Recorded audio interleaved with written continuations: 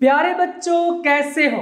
तो physics inside out platform पर मैं हूं आपका फिजिक्स टीचर और हम पढ़ रहे हैं 11th class physics new book chapter number 5 solids and fluid dynamics.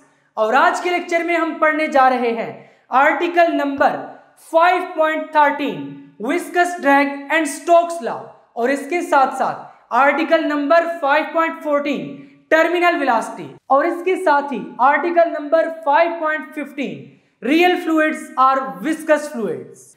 इससे पहले कि आज के इस लेक्चर को स्टार्ट करें, अगर अभी तक आपने फिजिक्स इनसाइड आउट को सब्सक्राइब नहीं किया तो जल्दी से सब्सक्राइब करके बेल आइकन के बटन को क्लिक कर दें ताकि जैसे ही नेक्स्ट लेक्चर्स अपलोड हों आपको साथ के साथ नोटिफिकेशंस मिलते रहें और आप एग्जाम की बहुत ही अच्छे से तैयारी करके बहुत अच्छे मार्क्स ले सकें।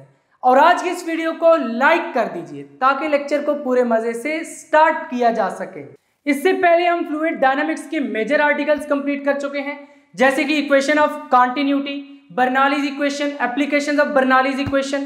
तो ये सारे बहुत ही इंपॉर्टेंट आर्टिकल्स थे जिनको हम लास्ट लेक्चर्स में डिस्कस कर चुके हैं। अगर आपने अभी तक वो लेक्चर्स अटेंड नहीं किए तो उनका लिंक आपको डिस्क्रिप्शन में मिल जाएगा और इसके साथ साथ कमेंट सेक्शन में मिल जाएगा, वहां से आप इजीली असेस कर सकते हैं। तो चलिए स्टार्ट करते हैं article number 5.13 viscous drag and Stokes law. सबसे पहले इस आर्टिकल के नाम को समझना पड़ेगा, viscous drag and Stokes law. इस आर्टिकल में हमने 3 मेजर कंसेप्ट पढ़ने हैं, viscosity, drag force and Stokes law. तो चलिए सबसे पहले विस्कोसिटी की बात करते हैं। अगर मैं बिल्कुल ही सिंपल वर्ड्स में आपको बताऊं तो कोई भी फ्लूइड कितना ज्यादा थिक है ये इंडिकेट करता है कि उसकी विस्कोसिटी कितनी है। जैसे अगर इस हनी की एग्जांपल लें तो ये अच्छा खासा विस्कस होता है शहद। देखिए इसको मैं इस तरह से ओपन करता हूं और यहां पर ये स्पून पे इसको प्लेस करता हूं। अभी आप इसको ऑब्जर्व कीजिएगा, यहां पर ये देखें इतना ज्यादा ये विस्कस है। अगर मैं इसी की जगह पर वाटर लूं और उसको स्पून पर इस तरह से प्लेस करूं तो वो तो फौरन ही नीचे आ जाएगा, लेकिन ये जो हनी है इसकी विस्कोसिटी ज्यादा है, ये ज्यादा थिक है, ये गाढ़ा फ्लूइड है जिसकी वजह से जल्दी से स्पून से नीचे नहीं उतर रहा। यानी यहां पर ये जो हनी है ये स्पून के साथ स्टिक हो गया, स्पून की सरफेस के साथ इसकी अच्छी खासी फ्रिक्शन है। फिजिक्स में हम विस्कोसिटी को फिर इस तरह से डिफाइन करते हैं कि किसी भी फ्लूइड की डिफरेंट लेयर्स के दरमियान कितनी ज्यादा फ्रिक्शन है। इट इंडिकेट्स कि वो फ्लूइड कितना ज्यादा विस्कस है। विस्कोसिटी को एक एग्जांपल से समझते हैं। इस बुक को लीजिए, यहां पर इस बुक के किसी भी 2 पेजेस के दरमियान कितनी फ्रिक्शन है। देखो अगर एक पेज को मैं दूसरे पेज पर स्लाइड करता हूं तो यहां पर फ्रिक्शन तो होगी। अब इसी तरह फ्लूइड की भी अगर लेयर्स मानी जाए, जैसे ये एक लेयर, ये दूसरी लेयर, ये तीसरी लेयर, फ्लूइड को भी अगर मैं लेयर्स की फॉर्म में कंसिडर करूं तो फ्लूइड की डिफरेंट लेयर्स के दरमियान कितनी ज्यादा फ्रिक्शन है ये इंडिकेट करता है कि वो फ्लूइड कितना ज्यादा विस्कस है। इसका मतलब है viscosity is defined as the frictional effect between different layers of flowing fluid। तो यहां पर यही डेफिनेशन उठाकर लिख देते हैं, viscosity is defined as the frictional effect between different layers of a flowing fluid। यानी किसी भी flowing fluid की different layers के दरमियान जो frictional effect है that is known as viscosity। जैसे अभी मैंने आपको हनी की एग्जांपल दी, उसकी जो लेयर्स हैं उनके दरमियान फ्रिक्शन ज्यादा है जिसकी वजह से उसकी विस्कोसिटी ज्यादा है। अगर वाटर की एग्जांपल ले, वाटर इजीली फ्लो कर सकता है जिसकी वजह से उसकी डिफरेंट लेयर्स के दरमियान फ्रिक्शन कम है और इसी वजह से उसकी विस्कोसिटी भी कम है। यहां पर जो नेक्स्ट डेफिनेशन है that is coefficient of viscosity. It is the measurement of viscosity. यानी अगर विस्कोसिटी को आप न्यूमेरिकल वैल्यू में एक्सप्रेस कर दे, क्वांटिटेटिवली एक्सप्रेस कर दे, यानी नंबर्स की फॉर्म में अगर आप विस्कोसिटी को एक्सप्रेस करेंगे तो उस केस में वो जो वैल्यू होगी that is known as coefficient of viscosity. याद रखिए viscosity is property and coefficient of viscosity is the value. तो यहां पर इसकी डेफिनेशन ये है, a quantity which gives the quantitative measurement of viscosity is called coefficient of viscosity. यानी ऐसी क्वांटिटी जो विस्कोसिटी की क्वांटिटेटिव मेजरमेंट बताए कि इतनी विस्कोसिटी है, इतनी विस्कोसिटी है। जैसे हम ऑलरेडी बहुत सारी फिजिकल क्वांटिटीज के बारे में पढ़ चुके हैं, फोर्स को मेजर करते हैं, फोर्स इतने न्यूटन है, 2 न्यूटन, 3 न्यूटन, नंबर्स की फॉर्म में एक्सप्रेस कर सकते हैं साथ यूनिट लगाकर। इसी तरह विस्कोसिटी को नंबर्स की फॉर्म में जब हम एक्सप्रेस करते हैं साथ में यूनिट लगाकर तो उसको हम कहते हैं कोएफिशिएंट ऑफ विस्कोसिटी। यानी विस्कोसिटी की जो न्यूमेरिकल वैल्यू है that is known as coefficient of viscosity. It measures that how much force is required to slide one layer of liquid over another layer. कि लिक्विड की एक layer को दूसरी layer पर स्लाइड करवाने के लिए कितनी फोर्स चाहिए। देखो जितनी ज्यादा फ्रिक्शन होगी इतनी ज्यादा फोर्स चाहिए होगी, क्योंकि जितनी ज्यादा फ्रिक्शन होगी एक लेयर को दूसरी लेयर पर स्लाइड कराने के लिए इतनी ज्यादा फोर्स चाहिए होगी। तो इसका मतलब है कि एक लेयर को दूसरी लेयर पर स्लाइड करवाने के लिए जितनी ज्यादा फोर्स चाहिए होगी वो फ्लूइड इतना ज्यादा विस्कस होगा, क्योंकि उसकी लेयर्स के दरमियान इतनी ज्यादा फ्रिक्शन होगी। कोएफिशिएंट ऑफ विस्कोसिटी को रिप्रेजेंट करने के लिए हम एक सिंबल यूज करते हैं जिसको इस तरीके से लिखते हैं और इसको ईटा पढ़ते हैं। जैसे फोर्स को हम F से रिप्रेजेंट करते हैं, इसके साथ साथ प्रेशर को P से रिप्रेजेंट करते हैं, वेलोसिटी को V से रिप्रेजेंट करते हैं, एक्सेलरेशन को A से रिप्रेजेंट करते हैं। इसी तरह कोएफिशिएंट ऑफ विस्कोसिटी को हम ईटा से रिप्रेजेंट करते हैं। तो जब भी आप कोएफिशिएंट ऑफ विस्कोसिटी को लिखेंगे तो लिखेंगे eta is equal to this.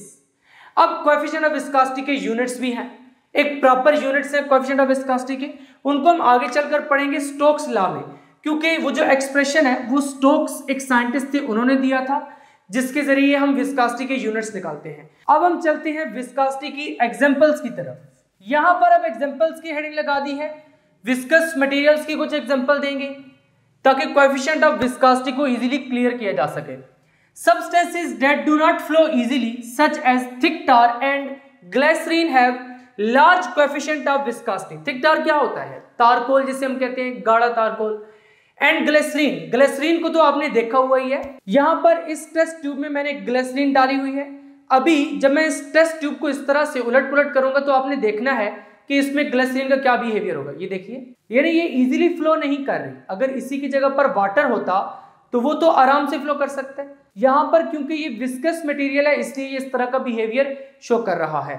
तो ग्लिसरीन इज विस्कस मटेरियल, यानी इसकी विस्कोसिटी ज्यादा होती है बनस्पत वाटर से और जो कम विस्कोसिटी वाले सब्सटेंसेस है। नेक्स्ट एग्जांपल है substances that can flow easily. ऐसे सब्सटेंसेस जो इजीली फ्लो कर सकते हैं, जैसा कि वाटर। देखिए इसको अगर मैं इस तरह से करता हूं, ये तो इजीली फ्लो कर रहा है यहां पर।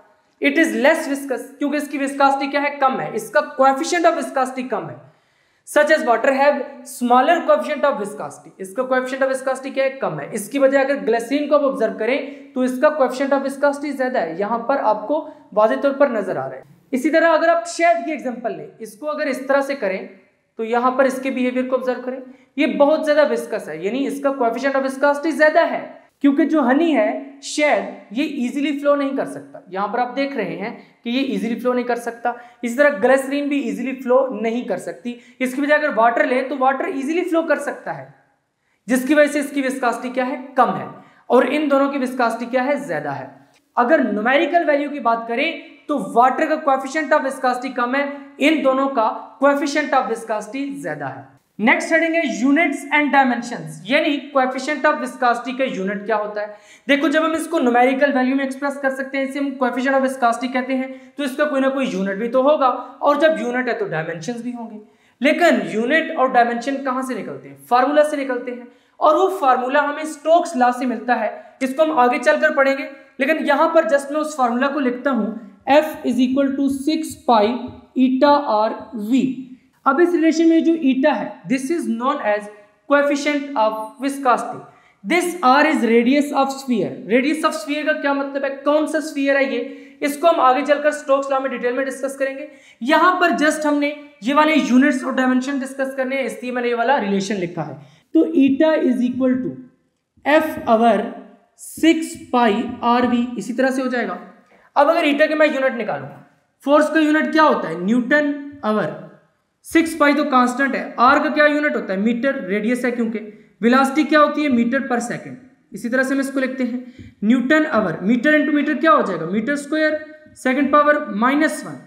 अब अगर इस मीटर स्क्वायर को भी और इस सेकंड पावर -1 को मैं ऊपर लेकर जाऊं तो ये क्या बन जाएगा? न्यूटन सेकंड पावर -1 को ऊपर लेकर गए तो सेकंड पावर 1 हो जाएगा। मीटर स्क्वायर को ऊपर लेकर गए तो मीटर पावर -2 हो जाएगा। तो यही यूनिट हमने लिखा है, न्यूटन सेकंड मीटर पावर -2। और इसी को अगर मैं बेस यूनिट्स में एक्सप्रेस करूं तो किस तरह से करूंगा? देखिए न्यूटन सेकंड मीटर पावर -2 है। न्यूटन किसके इक्वल होता है? F is equal to ma से हम इसको लिखते हैं, F is equal to ma। Force का यूनिट क्या होता है? Newton is equal to, mass का यूनिट किलोग्राम, एक्सेलरेशन का यूनिट क्या होता है? Metre per second square. तो न्यूटन की जगह पर ये पुट कर दीजिए kilogram metre per second square into second metre power -2। यहां पर देखिए किलोग्राम तो इसी तरह से आ जाएगा, मीटर और मीटर पावर -2 बेसिस से में पावर जेड अप हो जाएंगे, 1 - 2 कितना हो जाएगा -1, तो मीटर पावर -1 सेकंड बेसिस से में पावर्स क्या हो जाएंगी ऐड अप, -2 + 1 = -1, तो सेकंड पावर -1 हो जाएगा, यानी बेस यूनिट्स में kilogram per metre per second, kilogram metre power -1 second power -1, इसलिए हमने यहां पर ये यूनिट लिख दिया है। अब अगर इसी की डायमेंशंस हम निकालें तो याद रखें डायमेंशंस हम बेस यूनिट से भी निकाल सकते हैं। एक तो वो मेथड है जो कि मैंने आपको चैप्टर नंबर 1 में बताया था कि फार्मूला को यूज करते हुए निकालें, फार्मूला को यूज करते हुए भी निकाल सकते हैं और बेस यूनिट्स को भी। देखें यहां पर जो एसआई बेस यूनिट्स में हमने इसको एक्सप्रेस किया है, यहां से किस तरह से डायमेंशंस बनेंगे। किलोग्राम किसका यूनिट है, मैस का, मैस की डायमेंशंस क्या है, capital M. Metre power -1, metre किसका यूनिट है, लेंथ का, लेंथ की डायमेंशंस क्या है, कैपिटल एल। सेकंड किसका यूनिट है, टाइम का, टाइम की डायमेंशंस क्या है, कैपिटल टी।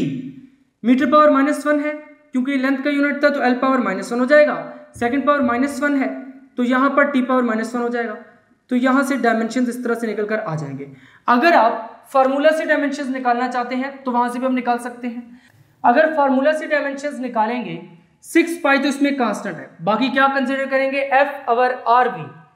तो फोर्स क्या है, F = ma, यानी ma के डायमेंशंस डिवाइडेड बाय rv के डायमेंशंस, rv के डायमेंशंस। तो यहां पर फिर हम किस तरह से लिखेंगे, m के डायमेंशंस क्या है, कैपिटल M, मैस के डायमेंशन कैपिटल M, एक्सेलरेशन के डायमेंशंस ऑलरेडी मैंने आपको चैप्टर नंबर 1 में पढ़ाए हुए हैं, डेटर L t पावर -2 यही पढ़ाए थे, डिवाइडेड बाय rv, इसके डायमेंशन हमें लिखने हैं। r क्या है एक्चुअली, ये लेंथ है और लेंथ के डायमेंशंस क्या होंगे, कैपिटल L। देन वेलोसिटी के डायमेंशंस क्या होते थे, L t पावर -1, तो लिख दीजिए L t पावर -1। यहां से अगर आप इसको सॉल्व करें तो m L t पावर -2 इसी तरह से नीचे देखें L × L क्या हो जाएगा, L², तो L² को ऊपर लेकर जाएंगे तो क्या होगा, L power -2, L power -2, t power -1 है, ऊपर जाएगा तो t पावर +1 हो जाएगा, तो t पावर 1 लिख दीजिए। अब इन सबको सॉल्व कीजिए, ईटा = m, इसी तरह से L और L बेसिस से में पावर्स क्या हो जाएंगे ऐड अप, 1 - 2 क्या होगा -1, तो L पावर -1, t और t बेसिस से में पावर्स ऐड अप होंगी, -2 + 1 = -1, तो t पावर -1 हो जाएगा। अभी जो हमने SI यूनिट से लिखे हैं that are also ml power -1 t power -1, और जो फार्मूला से लिखे हैं वो भी क्या आ रहे हैं, ml पावर -1 t पावर -1। इसी वजह से हमने यहां पर लिख दिया its dimensions are ml power -1 t power -1, और डायमेंशंस को हम स्क्वायर ब्रैकेट्स में एनक्लोज करते हैं, इसलिए स्क्वायर ब्रैकेट्स में एनक्लोज कर दिया है। ये जो रेड मार्कर से मैंने किया ये सारे का सारा रफ वर्क है, ये आपके नीट नोट्स है, इसी तरह आपने नोट्स में लिखना है। अब आपकी बुक में पेज नंबर 106 पर फॉर योर इंफॉर्मेशन दिया गया है जिसमें विस्कोसिटीज ऑफ लिक्विड्स एंड गैसेस लिखी गई हैं एट 30 डिग्री सेंटीग्रेड। एक और बात याद रखें कि विस्कोसिटी किसी भी फ्लूइड की टेम्परेचर पर भी डिपेंड करती है। टेम्परेचर पर किस तरह से डिपेंड करती है इसको भी हम आगे चलकर पढ़ेंगे। यहां पर 30 डिग्री सेंटीग्रेड पर डिफरेंट फ्लूइड्स की विस्कोसिटीज दी गई है। देखो गैसेस भी आ जाती है फ्लूइड्स में, लिक्विड्स भी, यानी फ्लूइड्स में दोनों चीजें शामिल है, गैसेस भी और लिक्विड्स भी। यहां पर जैसे पहले एयर की दी गई है, एयर क्या है, एक गैस है, इसकी विस्कोसिटी दी गई है। उसके बाद एसीटोन की, मेथनॉल की, benzene, water, ethanol, plasma, glycerine. जैसे ग्लिसरीन की विस्कोसिटी क्या दी गई है, 6.29 multiplied by 10⁻³ newton second per metre square, ये वाला यूनिट यूज किया गया है। ये तमाम विस्कोसिटीज इसी यूनिट में दी गई हैं और actually these are coefficient of viscosity. जैसे कि एयर का कोएफिशिएंट ऑफ विस्कोसिटी क्या दिया गया, 0.019 multiplied by 10⁻³ newton second per metre square. अब इसमें से जो कुछ बेसिक है वो आपको याद होने चाहिए। एयर की आप याद कर लें, उसके बाद वाटर की याद कर लें और ग्लिसरीन की भी याद कर लें तो बेहतर है, लेकिन एयर और वाटर इन दोनों की आपको आनी चाहिए। नेक्स्ट हेडिंग है effect of temperature on viscosity. देखें टेम्परेचर के साथ विस्कोसिटी या फिर कोएफिशिएंट ऑफ विस्कोसिटी किस तरह से वेरी करते हैं। अब फ्लूइड्स में दो चीजें शामिल हैं, गैसेस भी और लिक्विड्स भी, तो हमें गैसेस के लिए भी डिस्कस करना पड़ेगा और लिक्विड्स के लिए भी डिस्कस करना पड़ेगा। गैसेस और लिक्विड्स की विस्कोसिटी टेम्परेचर के साथ डिफरेंटली वेरी करती है। सबसे पहले हम लिक्विड्स का देखते हैं, जो कि सेकंड नंबर पर मैंने लिखा है, for liquids viscosity decreases with increase in temperature, क्योंकि लिक्विड्स के लिए समझना थोड़ा सा आसान है। देखें, जो लिक्विड के मॉलिक्यूल्स हैं उनके दरमियान कोहेसिव फोर्स होगी। जब टेम्परेचर को राइज किया जाता है तो वो कोहेसिव फोर्स वीक हो जाती है। जब वीक हो जाएगी तो मॉलिक्यूल्स रैंडमली मूव करेंगे। जब मॉलिक्यूल्स रैंडमली मूव करेंगे तो वो फ्लो में कोई रेजिस्टेंस प्रोवाइड नहीं करेंगे, यानी वो लिक्विड आसानी से फ्लो कर लेगा। जब लिक्विड का टेम्परेचर हाई किया जाता है तो कोहेसिव फोर्सेस वीक हो जाती हैं, क्योंकि काइनेटिक एनर्जी इंक्रीज करती है। जब कोहेसिव फोर्सेस वीक हो गई तो इसका मतलब है कि जिन फोर्सेस ने उनको हेल्ड करके रखा हुआ था एक दूसरे के साथ, वो फोर्सेस वीक हुई हैं, तो अब वो इजीली फ्लो कर सकते हैं, क्योंकि वहां पर जो मॉलिक्यूल्स है वो फ्री हो चुके हैं, जिसकी वजह से लिक्विड्स की विस्कोसिटी डिक्रीज करती है इंक्रीज इन टेम्परेचर से। क्योंकि विस्कोसिटी एक्चुअली क्या है? Resistance to flow. कोई भी फ्लूइड कितनी आसानी से फ्लो कर लेता है या कितना मुश्किल से फ्लो करता है, इट इज विस्कोसिटी। जो फ्लूइड मुश्किल से फ्लो करते हैं, जैसे कि हनी है, अगर इसको आप स्पून पे रखें तो ये स्टिक हो जाता है, यानी इजीली फ्लो नहीं करता, इसकी लेयर्स के दरमियान फ्रिक्शन ज्यादा है, तो इट्स मीन इसकी विस्कोसिटी ज्यादा है। और जो फ्लूइड्स इजीली फ्लो कर लेते हैं उनकी विस्कोसिटी कम होती है। तो लिक्विड्स का जब टेम्परेचर हाई किया जाता है तो वो इजीली फ्लो कर लेते हैं, तो इसका मतलब है कि लिक्विड्स का टेम्परेचर हाई करने पर उनकी विस्कोसिटी डिक्रीज हो जाती है। अब गैसेस की बात करते हैं। For gases viscosity increases with increase in temperature, यानी लिक्विड से बिल्कुल उलट बिहेवियर है, क्योंकि एक्चुअली जब एयर को हीट किया जाता है तो एयर की विस्कोसिटी ज्यादा हो जाती है, यानी ये इतना इजीली फ्लो नहीं कर सकती जितना कि ये लो टेम्परेचर पर करती है। यानी जब एयर का टेम्परेचर हाई कर दिया जाए तो एयर इजीली फ्लो नहीं कर सकती as compared to its low temperature, यानी जब लो टेम्परेचर होता है एयर इजीली फ्लो कर सकती है, उस वक्त इसकी विस्कोसिटी कम होती है। जब टेम्परेचर हाई होता है तो इसकी विस्कोसिटी, कोएफिशिएंट ऑफ विस्कोसिटी ज्यादा हो जाता है, ये इजीली फ्लो नहीं कर सकती। तो इन जनरल तमाम गैसेस के लिए ऐसे ही होता है। देखें, जब गैसेस को हीट किया जाता है तो उनके मॉलिक्यूल्स की काइनेटिक एनर्जी बढ़ जाती है, जिसकी वजह से कुलियन ज्यादा हो जाती है। देखो, जब कुलियन इंक्रीज कर जाएगी तो गैसेस के जो डिफरेंट लेयर्स हैं, क्योंकि गैसेस में फ्लूइड्स हैं, उनकी डिफरेंट जो लेयर्स हैं उनके दरमियान मोमेंटम का ट्रांसफर ज्यादा हो जाएगा कुलियन के इंक्रीज होने की वजह से, जिसकी वजह से वो ज्यादा रेजिस्टेंस प्रोवाइड करेंगी फ्लो करने में। यानी कि जब गैसेस का टेम्परेचर हाई कर दिया जाता है तो गैसेस फ्लो करने में ज्यादा रेजिस्टेंस प्रोवाइड करती है, जिसकी वजह से उनकी विस्कोसिटी हाई हो जाती है। तो यहां से फिर क्या मालूम हुआ कि गैसेस को अगर हीट करेंगे, इनके टेम्परेचर को इंक्रीज करेंगे, तो उस केस में क्या होगा कि इनकी विस्कोसिटी इंक्रीज कर जाएगी। जब लिक्विड्स का टेम्परेचर हाई कर दिया जाता है तो इनकी विस्कोसिटी क्या हो जाती है? डिक्रीज हो जाती है। यहां तक विस्कोसिटी का कंसेप्ट कंप्लीट होता है। तो आपको विस्कोसिटी की एक्चुअल फीलिंग आई कि विस्कोसिटी क्या होती है। देखो, कोई भी फ्लूइड जब फ्लो करता है तो कितनी मुश्किल से फ्लो करता है या कितनी आसानी से फ्लो करता है। अगर मैं सिंपल टर्म्स में बात करूं तो दिस इज विस्कोसिटी। अगर मैं फिजिक्स के पॉइंट ऑफ व्यू से बात करूं तो किसी भी फ्लूइड की इंटरनल लेयर्स के दरमियान कितनी रेजिस्टेंस है, this is known as viscosity, कि फ्लूइड कितना ज्यादा विस्कस है। अब हम चलते हैं नेक्स्ट कंसेप्ट की तरफ, that is drag force. Viscosity को समझने के बाद अब ड्रैग फोर्स का कंसेप्ट आपको आसानी से समझ आ जाएगा। अब समझते हैं कि ड्रैग फोर्स क्या है। देखें, अगर मैं इस पीस ऑफ पेपर को यहां पर इस तरह से छोड़ता हूं तो ये नीचे की तरफ मूव करेगा। अब यहां पे एयर प्रेजेंट है, एयर इज आल्सो फ्लूइड। अब इसको मैं यहां पर छोड़ता हूं तो इट्स मीन ये ऑब्जेक्ट एक फ्लूइड में मूव कर रहा होगा। यहां पर आप इसको ऑब्जर्व करें, देखिए ये कितना स्लोली नीचे मूव कर रहा है। अब जब ये नीचे मूव कर रहा है, स्लोली मूव कर रहा है, इसका मतलब है कि इस पर एयर कोई फोर्स एक्सर्ट कर रही है, रेजिस्टेंस फोर्स।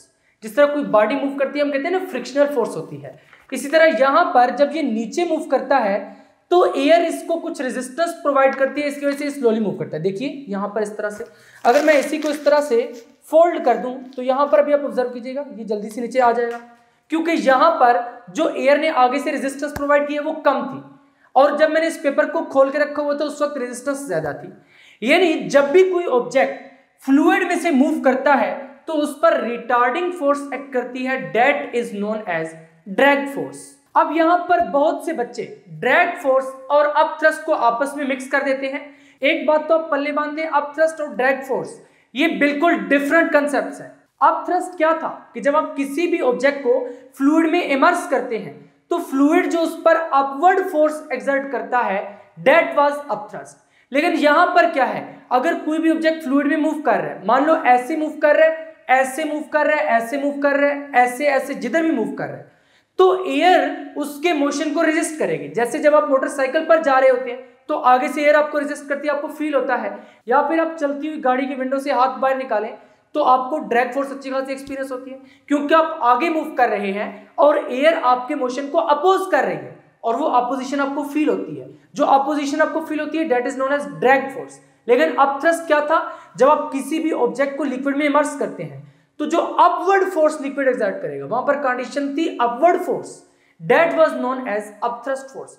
लेकिन ड्रैग फोर्स डिफरेंट थिंग है। अगर कोई भी ऑब्जेक्ट किसी भी फ्लूइड में से मूव करता है तो फ्लूइड उस पर रिटार्डिंग फोर्स एक्सर्ट करेगा, that is known as drag force. जैसे मैंने अभी आपको एग्जांपल दी कि आप कार की विंडो से हाथ बाहर निकालते हैं, मूविंग कार की विंडो से, तो एयर की ड्रैग फोर्स आप एक्सपीरियंस कर सकते हैं। यहां पर ड्रैग फोर्स को मजीद समझने के लिए ये एक छोटा सा बाल है, मेटेलिक बाल, जिसको मैंने इस मैग्नेट के साथ अटैच करके रखा हुआ है, और यहां पर ये टेस्ट ट्यूब है जिसमें ग्लिसरीन है और ये एक टेस्ट ट्यूब है जिसमें वाटर है।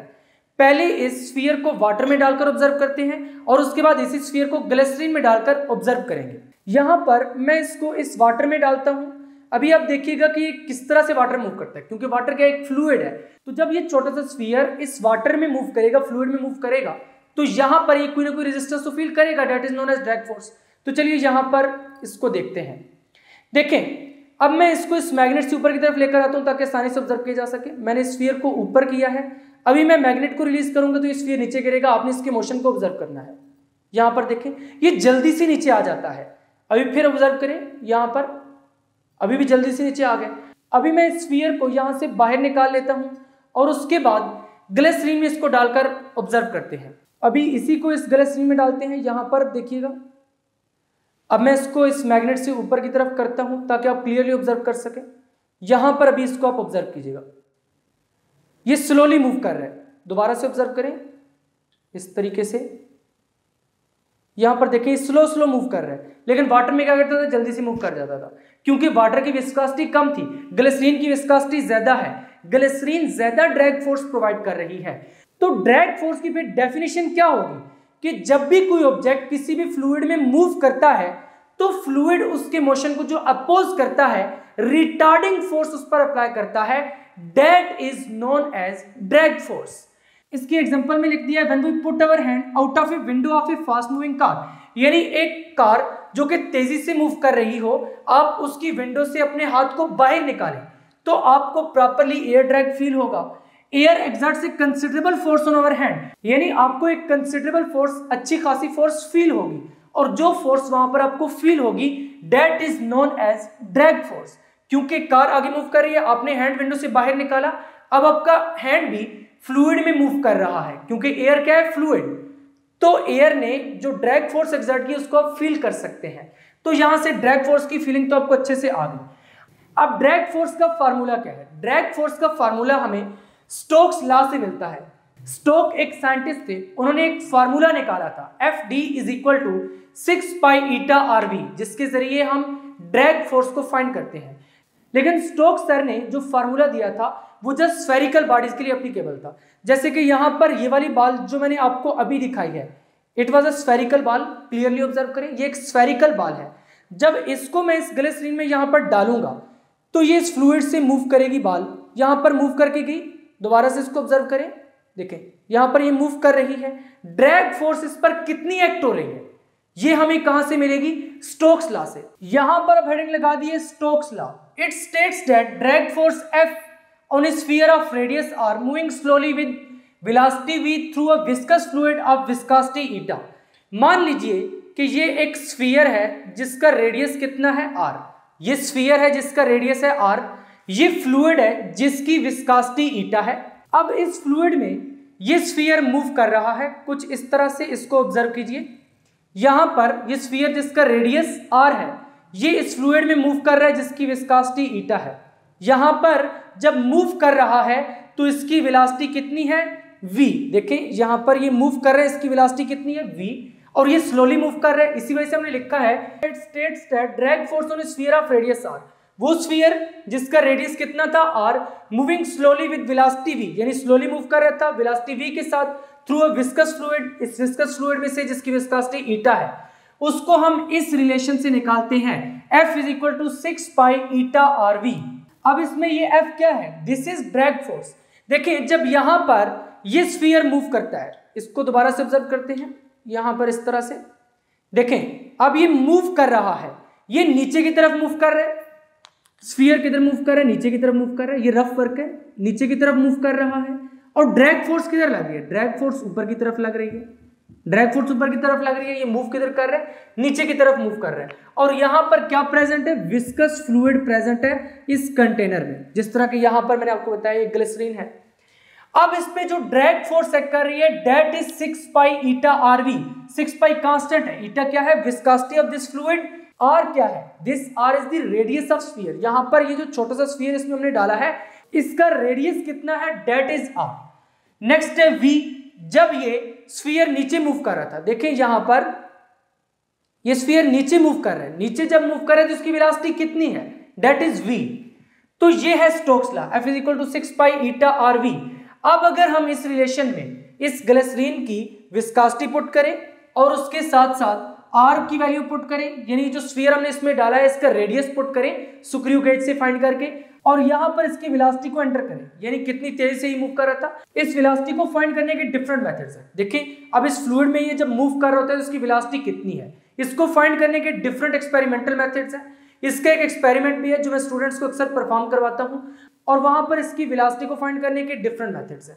एक तो मैनुअल मेथड है कि हम यहाँ पर कुछ साइंस मार्क करते हैं और फिर जब यहाँ से मूव करना स्टार्ट करता है तो टाइम नोट करते हैं, और यहाँ पर जब ये स्टॉप करता है तो टाइम को स्टॉप कर देते हैं। ये डिस्टेंस मेजर करके और वो टाइम मेजर करके स्टॉप वॉच से D और T कर देते हैं जहाँ से वेलोसिटी मिल जाती है। और एक इलेक्ट्रॉनिक मेथड भी है, फोटो गेट्स के जरिए हम इसकी वेलोसिटी को मेजर करते हैं। एनीहाउ यहाँ पर बताने का मकसद ये है कि इसकी वेलोसिटी को पुट करके, जितनी वेलोसिटी के साथ ये नीचे मूव कर रहा था उस वेलोसिटी को पुट करके और इस रेडियस R को पुट करके, इसके साथ साथ इस ईटा को पुट करके आप ड्रैग फोर्स फाइंड कर सकते हैं। अब ड्रैग फोर्स लाजमी नहीं है कि नीचे मूव कर रहा हो, कोई ऑब्जेक्ट ऐसे मूव कर रहा है, ऐसे मूव कर रहा है, ऐसे मूव कर रहा है, ऐसे मूव कर रहा है, जिधर भी मूव कर रहा है वहां पर उस पर जो ड्रैग फोर्स लगेगी, अगर वो स्फेरिकल बॉडी है तो उसको आप इसके जरिए फाइंड कर सकते हैं। Factors affecting drag force. अब यहां से आपको क्या मालूम हुआ कि कौन कौन से फैक्टर्स हैं जिन पर ड्रैग फोर्स डिपेंड कर रही है। याद रखें ये जो स्टोक्स लॉ है ये जस्ट स्फेरिकल शेप्स के लिए एप्लीकेबल है, यानी स्फीयर का आप रेडियस फाइंड कर सकते हैं, बाकी अगर कोई ऑब्जेक्ट हो तो उसका आप रेडियस फाइंड नहीं कर सकते। तो इट्स मीन ये जो लॉ है ये जस्ट स्फेरिकल बॉडीज के लिए एप्लीकेबल है। तो हमने यहां पर लिख दिया according to Stokes law the drag force acting on a spherical body. जैसे ये स्फेरिकल बॉडी थी, एक स्फीयर था छोटा सा जिसको हमने यहां से ड्रॉप किया और उसने मूव किया, moving through a fluid depends on, तो ये 3 फैक्टर्स पर डिपेंड करता है। 6 पाई तो कांस्टेंट है, तो ये किस किस पर डिपेंड करता है? स्पीड ऑफ स्फीयर भी, जो कि यहां पर आपको नजर आ रही है speed of sphere, then radius of sphere R, ये है radius, viscosity of fluid eta, viscosity of fluid eta. किसी भी क्वांटिटी को अगर आपने देखना है कि वो किस किस पर डिपेंड कर रही है, आपने फार्मूला को देखना है, फार्मूला में 6 पाई कांस्टेंट है, बाकी ये 3 फैक्टर्स बचते हैं, तो जो ड्रैग फोर्स है वो इन्हीं तीनों फैक्टर्स पर डिपेंड कर रही है। अब क्योंकि पेपर में क्वेश्चन इस तरह से आता है, what are the factors on which drag force depends in case of spherical body moving through a fluid. अगर आपके पेपर में एक क्वेश्चन आ जाए तो आपने क्या करना है, ये वाला रिलेशन लिख के नीचे वाले तीनों फैक्टर्स लिख देने हैं, तो वहां पर आपको उस शॉर्ट क्वेश्चन में बहुत ही जबरदस्त मार्क्स मिल सकते हैं। अब इस स्टोक्स लॉ की कुछ लिमिटेशन है। पहली लिमिटेशन तो मैंने आपको बता दी है कि जस्ट स्फेरिकल बॉडीज के लिए एप्लीकेबल है। यहां पर ये एक स्फीयर था जिसको हमने इसमें ड्रॉप किया था, ये स्फीयर जब इस तरह के फ्लूइड से मूव करेगा तो इस केस में हम स्टोक्स लॉ अप्लाई कर सकते हैं। तो पहली बात ये हो गई कि बॉडी स्फेरिकल होनी चाहिए, फर्स्ट लिमिटेशन। सेकंड लिमिटेशन ये है कि वेलोसिटी बहुत ज्यादा नहीं होनी चाहिए, यानी इसको स्लोली मूव करना चाहिए। जिस तरह यहां पर आपको ये मेटेलिक बॉल स्लोली मूव करती हुई नजर आ रही है, अगर तेजी से मूव करेगी तो वहां पर भी ये वाला जो रिलेशन है कोई एक्यूरेट रिजल्ट नहीं देगा। तो इट्स मीन ये 2 लिमिटेशंस हैं, पहली स्फेरिकल बॉडी वाली, दूसरी स्मॉल वेलोसिटी वाली। तो चलिए इन दोनों को यहाँ पर लिख देते हैं। लिमिटेशंस की हेडिंग लगा के सबसे पहला पॉइंट यही लिख दिया, this law is valid only for spherical bodies moving with slow speed in viscous medium, यानी ये लॉ सिर्फ उन बॉडीज के लिए एप्लीकेबल है जो स्फेरिकल होंगी, क्योंकि स्फीयर का रेडियस आप फाइंड कर सकते हैं, बाकी किसी भी शेप का नहीं फाइंड कर सकते। जैसे अगर एक क्यूब हो तो उसका आप नहीं फाइंड कर सकते, यानी ये लॉ सिर्फ स्फेरिकल बॉडीज के लिए एप्लीकेबल है जिनका रेडियस आप इजीली फाइंड कर सकते हैं। और दूसरी बात यह है कि स्पीड स्लो होनी चाहिए, जो भी ऑब्जेक्ट मूव करेगा उसकी स्पीड क्या होनी चाहिए, स्लो होनी चाहिए, और मीडियम विस्कस मीडियम होना चाहिए। For high speeds drag force is not simply proportional to velocity. और हाई स्पीड्स के केस में, यानी अगर वेलोसिटी ज्यादा होगी तो उस केस में जो F is equal to 6 pi eta R V है, ये एप्लीकेबल नहीं होगा। ये रिलेशन सिर्फ उसी केस में एप्लीकेबल है जब बॉडी स्लोली मूव कर रही होगी, स्फेरिकल बॉडी स्लोली मूव कर रही होगी किसी भी विस्कस मीडियम में। तो यहां से फिर आपको ड्रैग फोर्स का कंसेप्ट किस तरीके से समझ आया, ड्रैग फोर्स के बारे में क्या फीलिंग बिल्ड हुई। जब भी कोई ऑब्जेक्ट फ्लूइड में मूव करेगा तो फ्लूइड उसको एक अपोजिशन रेजिस्टेंस प्रोवाइड करेगा, एक रिटार्डिंग फोर्स एक्सर्ट करेगा, that is known as drag force. अब ड्रैग फोर्स को एक्चुअली कैलकुलेट करना काफी मुश्किल काम है, हर केस में ड्रैग फोर्स कैलकुलेट नहीं हो पाती, अगर कैलकुलेट हो भी जाए तो वो एक्यूरेटली नहीं कैलकुलेट हो पाती, यानी उसमें बहुत सारी अजम्पशंस लेनी पड़ती हैं और इसके साथ साथ जो आंसर आता है वो कोई इतना एक्यूरेट आंसर नहीं होता। लेकिन स्फेरिकल बॉडीज के केस में, यानी जो कंप्लीटली स्फेरिकल हो और इसके साथ साथ वो स्लोली मूव कर रही हो विस्कस फ्लूइड में, तो फिर हम स्टोक्स लॉ को यूज करके F is equal to 6 pi eta R V तो ड्रैग फोर्स को फाइंड कर सकते हैं। तो यहां पर फिर जो मेन कंसेप्ट आपने एक और याद रखना है वो ये है कि ड्रैग फोर्स हमेशा opposite to the motion of body act करेगी, यानी अगर बॉडी इस डायरेक्शन में मूव कर रही है तो ड्रैग फोर्स इस डायरेक्शन में लगेगी। ड्रैग फोर्स किधर लगेगी, इस डायरेक्शन में। अगर बॉडी इस डायरेक्शन में मूव कर रही है तो ड्रैग फोर्स इधर लगेगी, अगर बॉडी इस डायरेक्शन में मूव कर रही है तो ड्रैग फोर्स इधर लगेगी, और अगर बॉडी इस डायरेक्शन में मूव कर रही है तो ड्रैग फोर्स इधर लगेगी, यानी हमेशा opposite to the motion drag force लगती है। ड्रैग फोर्स का एक और नाम भी होता है फ्लूइड फ्रिक्शन, कई जगह पर आपको ये भी नजर आएगा। तो फ्लूइड फ्रिक्शन भी एक्चुअली ड्रैग फोर्स ही होती है और फ्रिक्शनल फोर्स हमेशा अपोजिट लगती है। तो ऑलरेडी मैं आपको क्लियर कर चुका हूं चैप्टर नंबर 3 चैप्टर नंबर 4 में कि फ्रिक्शन फोर्स हमेशा अपोजिट लगती है। यहां पर क्योंकि ड्रैग फोर्स भी एक फ्रिक्शनल फोर्स है जिसको हम कहते हैं फ्लूइड फ्रिक्शन, एक रिटार्डिंग फोर्स है, तो इस वजह से इसकी डायरेक्शन में किधर होगी, opposite to the motion of object. यहां से फिर आपको ड्रैग फोर्स का कंसेप्ट तो क्लियर हो ही गया होगा। अब चलते हैं आर्टिकल नंबर 5.14 की तरफ, दैट इज टर्मिनल वेलोसिटी। आप समझते हैं कि टर्मिनल वेलोसिटी क्या होती है। सबसे पहले आपने टर्मिनल वेलोसिटी की डेफिनेशन को अच्छे तरीके से समझना है। मैं पूरी कोशिश करूंगा कि आपको टर्मिनल वेलोसिटी की प्रॉपर वाली फीलिंग दी जा सके। यहां पर अगर मैं इसको प्रेस करूंगा तो इसमें से क्या होगा, स्प्रे बाहर निकलेगा। प्रेस करके चेक करते हैं, देखिए स्प्रे बाहर निकल रहा है और ये आहिस्ता आहिस्ता नीचे मूव कर रहा है। अब मैं स्प्रे के किसी भी एक छोटे से पार्टिकल को कंसिडर करता हूं। मान लीजिए इन बहुत सारे पार्टिकल्स में से जो इसमें से बाहर निकले थे, इनमें से मैं एक छोटा सा ड्रॉप कंसिडर करता हूं। ये एक ड्रॉप मैंने कंसिडर कर लिया, इसको अब मैं स्टडी करूंगा। देखिए जैसे ही ड्रॉपलेट यहां से एग्जिट होगा, जैसे कि यहां पर ही देखें बहुत सारे ड्रॉपलेट्स एग्जिट हुए हैं, तो इसमें से एक ड्रॉपलेट अगर आप कंसिडर करें तो इनिशियली इसका वेट ज्यादा होगा। इनिशियली इसका वेट ज्यादा होगा किससे, ड्रैग फोर्स से, क्योंकि जैसे ही ये बाहर निकलेगा इस पर ड्रैग फोर्स एक्ट करेगी, क्योंकि ये बहुत छोटा सा नीचे मूव करेगा, इस पर ड्रैग फोर्स यानी एयर एक रिटार्डिंग फोर्स अप्लाई करेगी, that is the drag force. और जो ड्रैग फोर्स होगी वो इनिशियली कम होगी, इसका वेट ज्यादा होगा, यानी वेट क्या होगा, ग्रेटर होगा ड्रैग फोर्स से। और इस केस में जो ड्रॉपलेट है ये नीचे की तरफ मूव करेगा तेजी से, क्योंकि वेट ज्यादा है। ड्रॉपलेट क्या करेगा, नीचे की तरफ मूव करेगा। अब जब नीचे की तरफ मूव करेगा under the action of gravity, तो इसकी वेलोसिटी क्या करेगी, इंक्रीज करेगी। लेकिन जैसे ही वेलोसिटी इंक्रीज करेगी, स्टोक्स सर का दिया हुआ लॉ ये बताता है F is equal to 6 pi eta R V, यानी V बढ़ेगी तो ड्रैग फोर्स भी बढ़ जाएगी। इसका मतलब है जब नीचे आएगा ये, जैसे ही V बढ़ेगी तो ड्रैग फोर्स क्या कर जाएगी, बढ़ जाएगी। ड्रैग फोर्स भी क्या कर जाएगी, बढ़ जाएगी। तो नीचे मूव करते करते एक ऐसा पॉइंट आएगा जब weight equal to drag force होगा, क्योंकि देखो जब इसकी स्पीड इंक्रीज करेगी, जब ये नीचे मूव करेगा स्पीड ने तो इंक्रीज करना ही करना है, जैसे ही स्पीड इंक्रीज करेगी तो उस केस में क्या होगा कि जो ड्रैग फोर्स इस पर एक्ट कर रही है वो भी इंक्रीज कर जाएगी, और एक ऐसा पॉइंट आएगा जब वेट किसके इक्वल हो जाएगा, ड्रैग फोर्स के इक्वल हो जाएगा। तो यहां पर बच्चों जब वेट ड्रैग फोर्स के इक्वल हो जाएगा तो उस केस में इस पर नेट फोर्स कितनी हो जाएगी, नेट फोर्स इस पर क्या हो जाएगी, जीरो हो जाएगी, नेट फोर्स जीरो हो जाएगी, यानी कोई नेट फोर्स उस वक्त एक्ट नहीं कर रही होगी। तो न्यूटन सर का जो फर्स्ट लॉ है, first law of motion, a body continues its state of rest or of uniform motion if no net force acts on it. यहां पर अब इस वक्त कोई नेट फोर्स एक्ट नहीं कर रही, बॉडी पहले मूव कर रही थी, तो न्यूटन सर के मुताबिक इसको यूनिफॉर्म मोशन कंटिन्यू करना चाहिए। तो यहां पर ऐसे ही होगा, ये ड्रॉपलेट यूनिफॉर्म वेलोसिटी से नीचे मूव करेगा, एक कांस्टेंट वेलोसिटी के साथ नीचे मूव करेगा। क्या करेगा, एक कांस्टेंट वेलोसिटी के साथ नीचे मूव करेगा। तो ये वाली जो कांस्टेंट वेलोसिटी है, it is known as terminal velocity.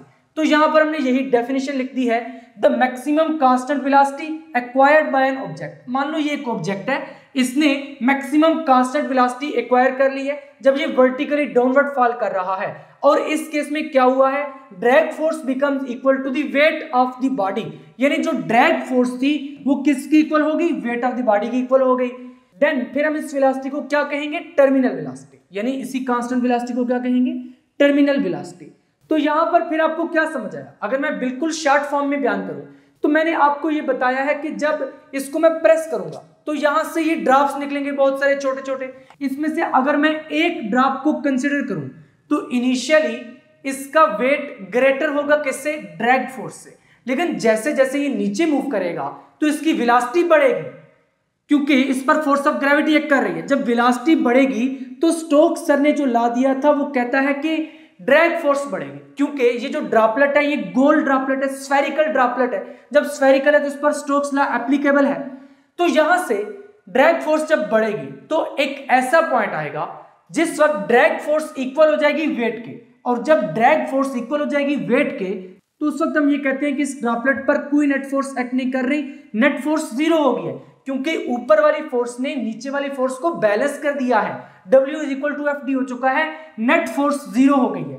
देखें W इधर है, W किधर है, इधर है, FD ऊपर की तरफ लग रही है ऑपोजिट, तो इसके साथ क्या साइन आएगा, माइनस FD। तो ये दोनों जब इक्वल हो जाएंगे तो यहां पर ये क्या आएगा, जीरो आएगा। इसी वजह से हमने लिखा है नेट फोर्स जीरो होगी।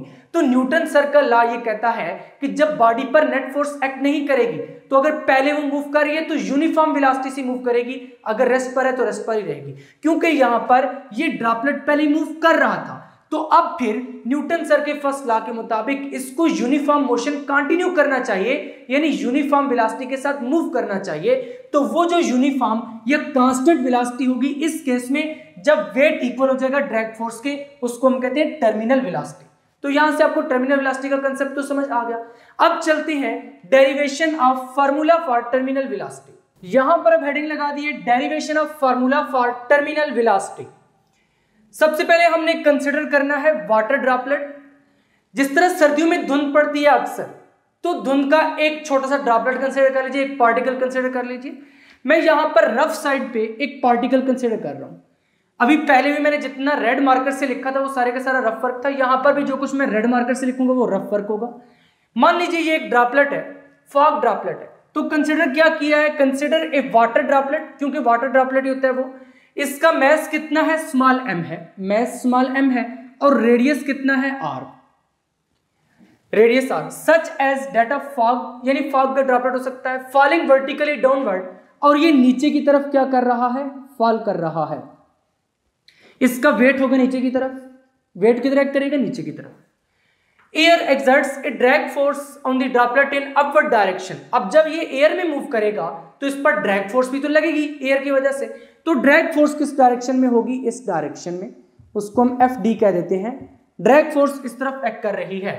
The net force on the droplet is, यहां पर हमने नेट फोर्स निकालनी है तो किस तरह से लिखेंगे, net force is equal to, net force is equal to, यहां पर अब नेट फोर्स किस तरह से लिखेंगे, देखो दोनों फोर्सेस हमने ऐड करनी होती है, इसी तरह मैंने आपको बताया हुआ है। एक फोर्स क्या है, वेट, तो वेट को यहां पर लिख दीजिए, प्लस दूसरी फोर्स कौन सी है, ड्रैग फोर्स। तो ड्रैग फोर्स अपोजिट डायरेक्शन में है, इसलिए इसके साथ क्या आएगा, माइनस आएगा, लिहाजा वो माइनस और ये वाला प्लस मिलकर क्या हो जाएंगे, माइनस। तो यहां पर फिर माइनस साइन आएगा, माइनस ड्रैग फोर्स, तो यहां पर लिख दीजिए ड्रैग फोर्स। अब यहां पर कुछ बच्चों के जहन में ये क्वेश्चन आता है कि सर हम ड्रैग फोर्स को पहले लिखकर वेट को उसमें से भी तो माइनस कर सकते थे, आपने ऐसे क्यों लिखा वेट माइनस ड्रैग फोर्स? अगर ड्रैग फोर्स माइनस वेट लिखते थे कि ड्रैग फोर्स को पहले लिखते फिर ये कह देते कि वेट अपोजिट है तो ये माइनस होगा। लेकिन यहां पर आपने एक बात जहन में रखनी है कि ड्रॉपलेट का जिधर ओवरऑल मोशन होगा उस साइड वाली फोर्स आपने पहले लिखनी है। देखो ये नीचे की तरफ मूव कर रहा है तो नीचे की तरफ कौन सी फोर्स एक्ट कर रही है? वेट एक्ट कर रहा है, लिहाजा वो जिधर मूव कर रहा है उस साइड वाली फोर्स आपने पहले लिखनी है और दूसरी वाली आपने अंदर से माइनस कर देनी है। तो हमने वेट को पहले लिखा है, दूसरी वाली माइनस कर दी है। तो यहां पे फिर this implies that net force is equal to, net force कितनी हो जाएगी? W minus drag force, drag force को FD कह देते हैं। अब देखें जब ये ड्रॉपलेट नीचे मूव करेगा तो इसकी स्पीड बढ़ेगी। क्यों बढ़ेगी? क्योंकि इस पर फोर्स ऑफ ग्रेविटी एक्ट कर रही है। इनिशियली तो इसकी कुछ ना कुछ एक्सेलरेशन भी होगी, लेकिन बाद में जाकर जब इसकी वेलोसिटी कांस्टेंट हो जाएगी तो फिर वो एक्सेलरेशन जीरो हो जाएगी। इनिशियली इसकी एक्सेलरेशन है, यानी ये नीचे की तरफ मूव करेगा, जैसे जैसे नीचे जाएगा तो इसकी वेलोसिटी बढ़ रही है। जब बढ़ेगी तो ऑब्वियसली वहां पर एक्सेलरेशन होगी, और वो एक्सेलरेशन कौन सी? Acceleration due to gravity.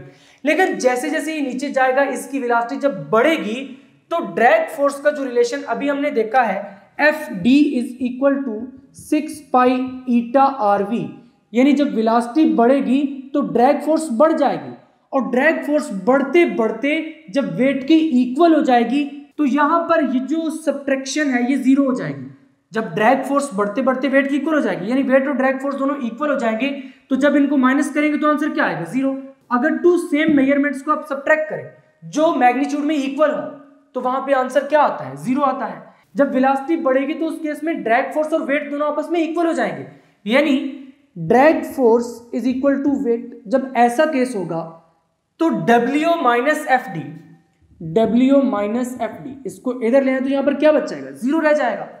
तो यहां से फिर इट्स मीन कि नेट फोर्स किसके इक्वल है? जीरो के इक्वल है। जब यहां पर नेट फोर्स जीरो हो जाएगी तो मैं अभी आपको बता चुका हूं कि न्यूटन सर ने जो फर्स्ट लॉ ऑफ मोशन दिया था उसके मुताबिक बॉडी अगर मूव कर रही है तो फिर यूनिफॉर्म स्पीड में मूव करेगी, और अगर रेस्ट पर है तो रेस्ट में रहेगी। यहां पर क्योंकि नेट फोर्स जीरो हो गई है, बॉडी पहले मूव कर रही थी, पहले कांस्टेंट वेलोसिटी के साथ मूव नहीं कर रही थी, पहले एक्सेलरेशन थी, लेकिन अब जब नेट फोर्स जीरो हो जाएगी तो फिर वो कांस्टेंट वेलोसिटी के साथ मूव करेगी।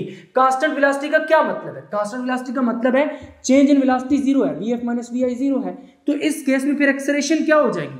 जीरो हो जाएगी, यानी Vf माइनस Vi और t is equal to zero, तो acceleration is equal to zero. तो यानी यहां पर जाके वेलोसिटी कांस्टेंट हो जाएगी, और इसी कांस्टेंट वेलोसिटी को हमने क्या कहा था?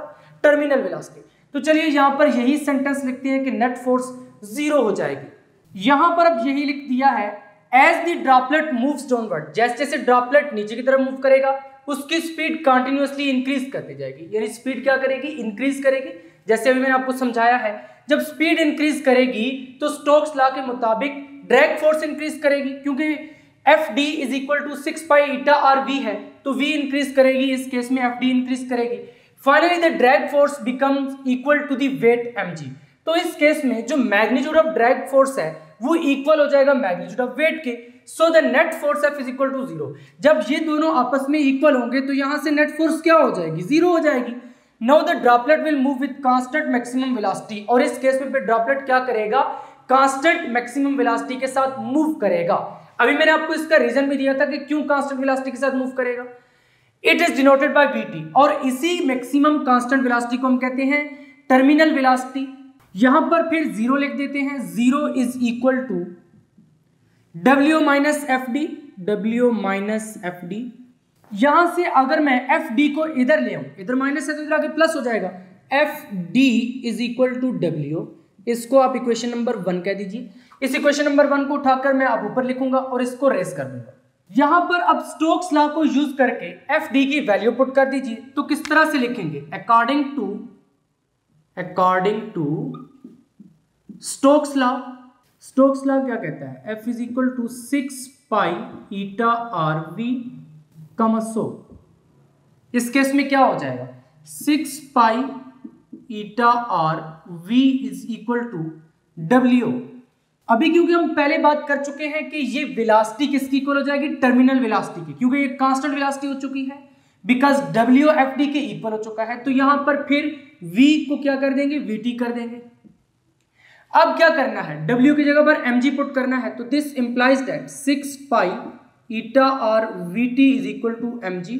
यहां पर सिंस करके लिख दीजिए W is equal to mg। क्योंकि हम टर्मिनल वेलोसिटी को निकाल रहे हैं तो यहां से VT को सेपरेट कर लीजिए। VT is equal to mg over 6 pi eta R, क्योंकि VT को तो हमने इधर ही रखा हुआ है। यहां पर इस इक्वेशन में ये जो m है, मैस ऑफ ड्रॉपलेट, ये कैसे फाइंड करेंगे, ये काफी मुश्किल हो जाएगा अगर डायरेक्टली किसी मेथड से फाइंड करें। तो लिहाजा इस फार्मूला में हमें मैस ऑफ ड्रॉपलेट को एलिमिनेट करके कोई और क्वांटिटीज लेकर आनी पड़ेंगी। अगर आपको याद हो तो डेंसिटी मैस ओवर वॉल्यूम होती है, वहां से अगर मैं मैस को फाइंड करके डेंसिटी इनटू वॉल्यूम कर दूं तो ये आसान हो जाएगा, क्योंकि डायरेक्ट किसी फिजिकल बैलेंस से या इस तरह से आप किसी मूविंग ड्रॉपलेट का मैस तो नहीं फाइंड कर सकते। तो यहां पर फिर मैस को हम क्या कर देंगे, डेंसिटी इनटू वॉल्यूम लिख देंगे। एज वी नो दैट हम क्या जानते हैं, density is equal to mass over volume. This implies that, यहां से मैस को निकाल लीजिए, mass is equal to density multiplied by volume हो जाएगा। तो लिख दीजिए डेंसिटी मल्टीप्लाइड बाय वॉल्यूम, और यहां से मैस क्या हो जाएगा, m is equal to rho multiplied by v, अगर हम सिंबल्स की फॉर्म में एक्सप्रेस करें। यहां पर देखें डेंसिटी तो नॉन होगी, अब मसला है इस वॉल्यूम का कि वॉल्यूम कैसे फाइंड करेंगे। देखें जो ड्रॉपलेट है हमारे पास वो स्फेरिकल ड्रॉपलेट है, क्योंकि ड्रॉपलेट की शेप क्या होगी, एक स्फीयर की तरह। स्फीयर क्या होता है, इस तरह से बाल की तरह, जैसे ये बाल स्फेरिकल है, इसी तरह से जो ड्रॉपलेट है उसकी शेप भी स्फेरिकल। वाटर ड्रॉपलेट की शेप ऑलमोस्ट हमेशा स्फेरिकल होती है ड्यू टू सरफेस टेंशन। आगे चलकर इसी लेक्चर में मैं आपको सरफेस टेंशन के बारे में बताऊंगा, क्योंकि जो रियल फ्लूइड्स और विस्कस फ्लूइड्स वाला टॉपिक है उसमें सरफेस टेंशन का थोड़ा बहुत कंसेप्ट है। तो वहां जाकर मैं आपको इसका रीजन भी बताऊंगा कि वाटर ड्रॉपलेट जब भी नीचे गिरता है तो हमेशा वो स्फेरिकल ही क्यों होता है। तो यहां पर फिर हम वॉल्यूम ऑफ द स्फीयर का फार्मूला पुट कर देंगे, और वो क्या होता है 4/3 पाई आर क्यूब। ये ऑलरेडी आपने मैट्रिक में पढ़ा हुआ है, वॉल्यूम ऑफ द स्फीयर। कुछ आपने फंडामेंटल शेप्स के वॉल्यूम पढ़े हुए हैं, जैसे कि volume of sphere, volume of cube, volume of cone, volume of cylinder. इस तरह के कुछ वॉल्यूम्स आपने मिडिल क्लासेस में पढ़े हुए हैं, 7-8 क्लास में। तो यहां पर हम volume of the sphere use करेंगे, जिसका फार्मूला है 4/3 पाई आर क्यूब। यहां पर फिर क्या लिखेंगे, since volume of sphere is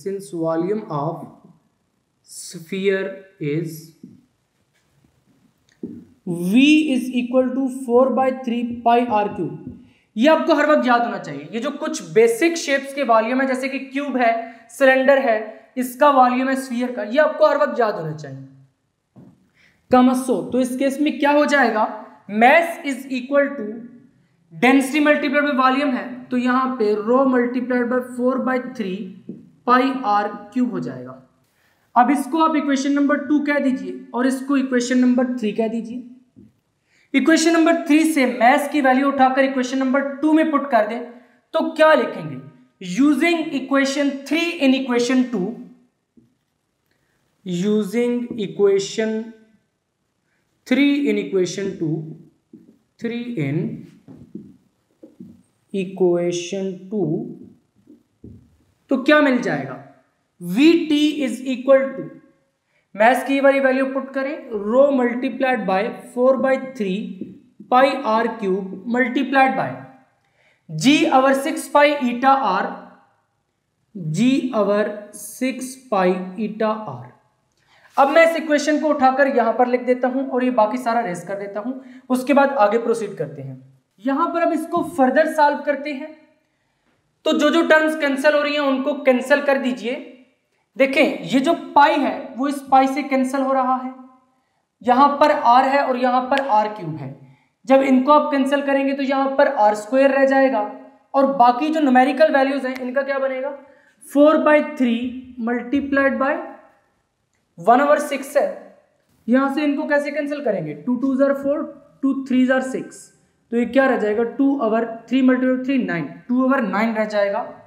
तो यहां से this implies that Vt is equal to 2, यहां से 2/9 बचेगा, 2/9 लिख देते हैं। बाकी क्या रह जाएगा, g रह जाएगा, क्योंकि g कैंसिल तो नहीं हुआ, पाई पाई तो कैंसिल हो चुके हैं। यहां से r³ है, r³/r। देखो इसको हमने किस तरह से सॉल्व किया, r³/r है, इस r को ऊपर लेकर जाएंगे तो r⁻⁻1 हो जाएगा, r³ into r⁻⁻1। Basis same है तो पावर्स ऐड अप, r⁻3-1 तो r⁻2, यानी r² बाकी रह जाएगा 2gr², और बाकी रो रह गया है क्योंकि रो भी कैंसिल नहीं हुआ, डिवाइडेड बाय यहां पर ये 6 तो हमने सॉल्व कर लिया था, 4/3 मल्टीप्लाइड बाय 1/6, तो ये 2/9 आया था। पाई पाई कैंसिल हो चुके हैं, r भी यहां पे ऊपर हो चुका है, बाकी ईटा रह चुका है। तो ये जो रिलेशन आया है that is Vt is equal to 2gr² ρ/9 eta. This is the relation for terminal velocity, जो कि आपकी बुक पर निकाला गया है। अब इस रिलेशन को आपने थोड़ा सा फर्दर भी लेकर चलना है, किस तरह से, this implies that Vt is equal to 2g ρ/9 eta, r² को सेपरेट कर लें। अब अगर आप देखें 2 कांस्टेंट है, g क्या है, ग्रेविटेशन एक्सेलरेशन, अगर near to the surface of earth होगा तो ये भी कांस्टेंट होगा 9.8 मीटर/सेकंड²। डेंसिटी भी कांस्टेंट होगी, ईटा क्या है, विस्कोसिटी, ये भी तो कांस्टेंट होगी। तो इसका मतलब ये है कि ये जो सारा फैक्टर है ये अगर कांस्टेंट होगा तो यहां से फिर Vt डायरेक्टली प्रोपोर्शनल होगा r² के। सिंस यहां पर क्या लिखेंगे, since 2g ρ/9 eta is equal to constant कमसो Vt is directly proportional to r²। देखो अगर कांस्टेंट हटाएंगे यहां पर डायरेक्टली प्रोपोर्शनल लिख सकते हैं। अब पेपर में क्वेश्चन इस तरह कुछ बन के आता है, prove that the terminal velocity is directly proportional to the square of radius of the droplet. तो फिर आपने ये वाली सारी डेरिवेशन करनी होती है स्टार्ट से लेकर एंड तक। साथ में कोई एक डेफिनेशन भी पूछ लेता है, जैसे कि स्टोक्स लॉ हो गया, विस्कोसिटी, एक डेफिनेशन पूछ के आगे से ही प्रूफ पूछ लेता है, तो आपने यहां तक पहुंचना होता है। अब ये रिलेशन क्या बता रहा है, Vt is directly proportional to r²। r क्या था, रेडियस ऑफ द ड्रॉपलेट था, जो कि हमने कंसिडर किया था। यहां पर जितना बड़ा ड्रॉपलेट होगा, देखो जितना बड़ा ड्रॉपलेट होगा उतना ज्यादा रेडियस होगा, तो यहां से मालूम हो रहा है कि उतनी ज्यादा टर्मिनल वेलोसिटी होगी। तो it's mean terminal velocity directly proportional square of radius of droplet के। लिहाजा यहां पर लिख दीजिए this shows that the terminal velocity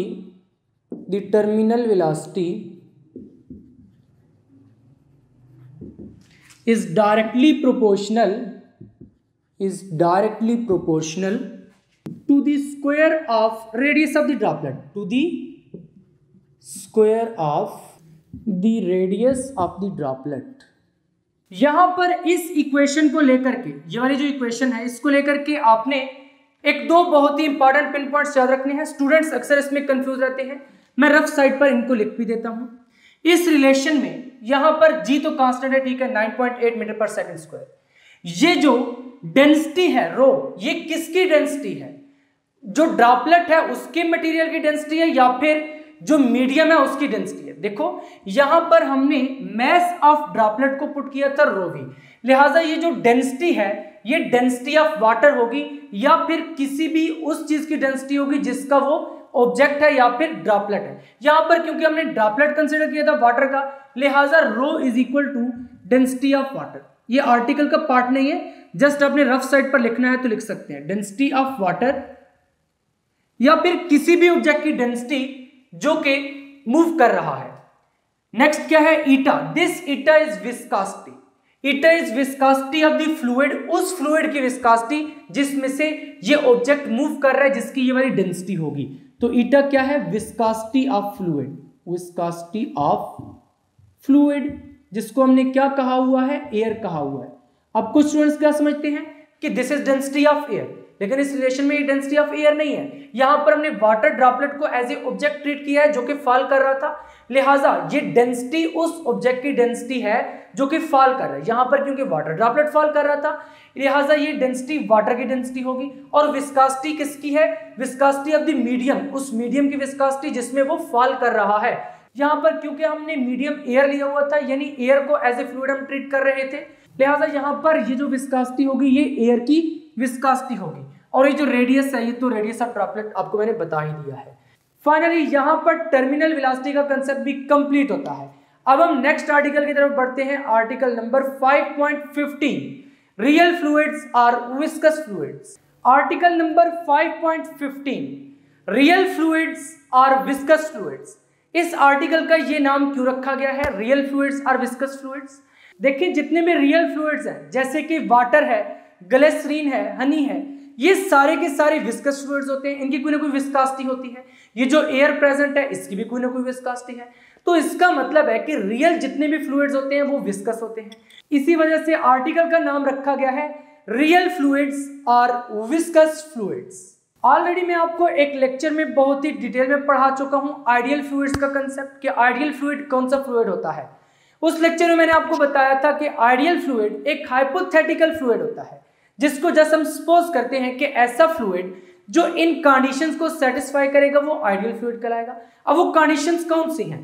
non viscous होना चाहिए, इनकम्प्रेसिबल होना चाहिए, स्टेडी फ्लो होना चाहिए। Ideal fluid is a hypothetical fluid which satisfies the following conditions. यानी ऐसा फ्लूइड जो इन कंडीशंस को सेटिस्फाई करेगा उसको हम क्या कहेंगे? Ideal fluid. यानी नॉन विस्कस होना चाहिए। विस्कासिटी क्या होती है? अभी इस लेक्चर के स्टार्ट में आपको पढ़ा चुका हूं, the frictional effect between different layers of a flowing fluid. यानी किसी भी फ्लूइड की डिफरेंट लेयर्स के दरमियान जो फ्रिक्शनल फोर्स होती है, that is termed as viscosity. यानी कितनी ज्यादा फ्रिक्शनल फोर्स है वो बताएगी कि कितनी ज्यादा विस्कासिटी है।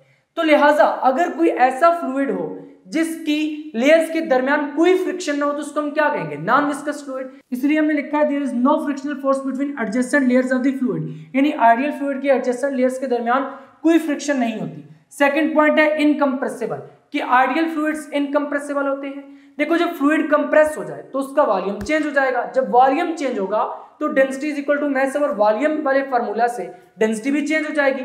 तो यहां पर इसलिए हमने लिख दिया है कि अगर फ्लूइड इनकम्प्रेसिबल है तो डेंसिटी ऑफ फ्लूइड कांस्टेंट रहेगी। थर्ड प्रॉपर्टी क्या है? The motion of fluid is steady. यानी जब फ्लूइड फ्लो करेगा तो उसका मोशन स्ट्रीमलाइन होगा, रेगुलर होगा, स्टेडी फ्लो होगा। तो लिहाजा कोई भी ऐसा फ्लूइड जो इन थ्री प्रॉपर्टीज को सेटिस्फाई करे, इन थ्री कंडीशंस को सेटिस्फाई करे, उसको हम कहते हैं आइडियल फ्लूइड। और ये जो फ्लूइड है ये एग्जिस्ट नहीं करता, क्योंकि प्रैक्टिकली कोई भी ऐसा फ्लूइड नहीं है जो विस्कस ना हो। एयर को आप ले लें, ये विस्कस है। जो कुकिंग ऑयल है ये भी विस्कस होता है। आप जो हेयर में ऑयल यूज करते हैं वो भी विस्कस होता है। जितने भी फ्लूइड्स हैं रियली एग्जिस्ट करते हैं, जैसे कि एयर है, वाटर है, जितने भी फ्लूइड्स हैं ये सारे के सारे विस्कस फ्लूइड होते हैं। लिहाजा practically non viscous fluid exist नहीं करता। इसी वजह से हमने लिखा है this type of fluid can not exist practically. अब अगर आपके पेपर में ये वाला क्वेश्चन आ जाए व्हाट आर आइडियल फ्लूइड्स या फिर what are the conditions of ideal fluid, तो आपने पहले ये तीन कंडीशंस लिखनी है और उसके बाद इस सेंटेंस को मार्कर से लिख देना है, ताकि एग्जामिनर को भी पता चले कि स्टूडेंट को कंसेप्ट है कि आइडियल फ्लूइड्स एग्जिस्ट नहीं करते। यहां पर क्वेश्चन ये आता है कि जब आइडियल फ्लूइड्स एग्जिस्ट ही नहीं करते तो इनको पढ़ने की क्या जरूरत है? जो चीज एग्जिस्ट ही नहीं करती उसको हम क्यों पढ़ रहे हैं? देखिए, फ्लूइड डायनामिक्स में हम जितनी भी डेरिवेशंस करते हैं, जैसे कि इक्वेशन ऑफ कंटिन्यूटी को डिराइव करते हैं और उसके साथ साथ बर्नौलीज इक्वेशन को डिराइव करते हैं, इन सब में हम आइडियल फ्लूइड को लेकर चलते हैं कि ऐसा फ्लूइड जो इन प्रॉपर्टीज, इन कंडीशंस को सेटिस्फाई करेगा, उसके लिए है ये वाली इक्वेशन। क्योंकि इससे फिर जो कैलकुलेशंस हैं वो आसान हो जाती हैं। नॉन विस्कस फ्लूइड अगर लेंगे तो कैलकुलेशंस अच्छी खासी आसान हो जाती हैं। अगर विस्कासिटी को भी कंसीडर करेंगे तो कैलकुलेशंस बहुत लेंथी हो जाती हैं और कभी कभार बहुत ज़्यादा मुश्किल हो जाती हैं। जब मैंने ये बात क्लास में स्टूडेंट्स को बताई तो उन्होंने मुझसे एक क्वेश्चन किया कि सर, जब बर्नौलीज इक्वेशन भी और इक्वेशन ऑफ कंटिन्यूटी भी आइडियल फ्लूइड्स के लिए है तो फिर इसका मतलब है कि इनको पढ़ने का भी कोई फायदा नहीं है, क्योंकि आइडियल फ्लूइड्स एग्जिस्ट ही नहीं करते और ये इक्वेशंस जिस फ्लूइड पर अप्लाई होती है वो एग्जिस्ट ही नहीं करता, तो इनको पढ़ने का क्या फायदा है? देखिए, एक्चुअली ये जो आइडियल फ्लूइड है इसको हमने जस्ट कंसिडर किया हुआ है अपनी आसानी के लिए, कैलकुलेशंस को आसान बनाने के लिए। अब देखें, यहां पर जब हम आइडियल फ्लूइड्स के लिए इक्वेशन ऑफ कंटिन्यूटी और बर्नौलीज इक्वेशन को डिराइव कर लेते हैं तो फिर हम इन इक्वेशंस को रियल फ्लूइड पर लगाते हैं, वहां पर कुछ ना कुछ डेविएशंस आती हैं, क्योंकि हमने इनको डिराइव आइडियल फ्लूइड्स के लिए किया हुआ होता है।